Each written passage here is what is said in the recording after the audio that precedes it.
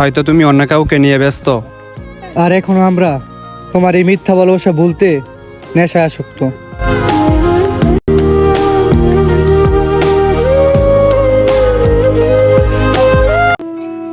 মানুষের জন্য কত দরদ দেখায়, আর মানুষ আমার সিস্টেমে দিছে।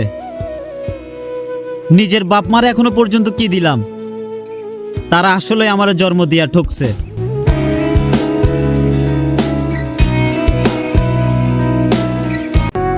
কারোর সাথে নিয়ম করে কথা বলার অভ্যাস করো না। হঠাৎ করে কথা বলা বন্ধ করে দিলে বিশ্বাস করো, নিঃশ্বাস নিতেও কষ্ট হবে।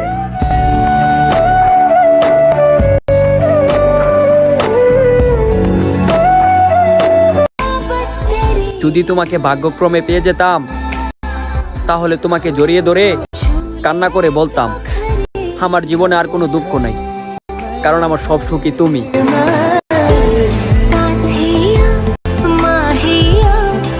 আমি নিজেই নিজেকে তুচ্ছ করেছি, অন্যের কাছে নিজের অবস্থানটা নিজেই নামিয়েছি। আমাকে সস্তা ভাবার মন মানসিকতা আমি নিজেই তৈরি করেছি। আমার সাথে বিশ্বাসঘাতকতা করার সাহসটাও আমি নিজেই দিয়েছি, কারণ আমি সুযোগ না দিলে কেউ আমাকে ছুঁতেও পারত না। ভাঙা তো দূরের কথা, ভুলটা আমারই, তাই নিজের প্রতি অভিযোগটা একান্ত নিজেরই। আল্লাহ ভালোবেসে বানাইলাম মায়াবতী, আর এই দুনিয়াতে এসে দেখি সবাই রূপবতীর কদর করে বেশি।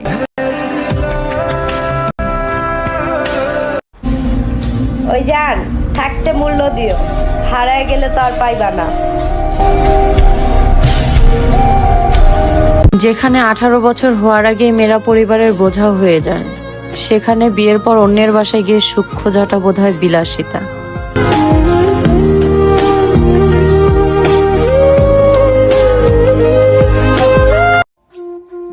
তুমি কি জানো, ভেঙে পড়া মানুষের শক্ত হলে পাথরকেও হার মানায়।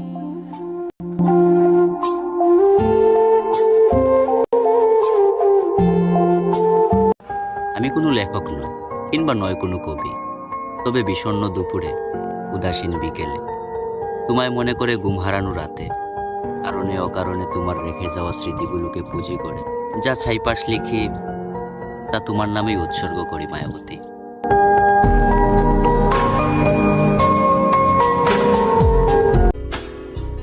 নিজের ভেতরটা তো নিজেই পোড়াইছি, সে আমার হবে না জেনেও আমি তার মায়েই জড়াইছি।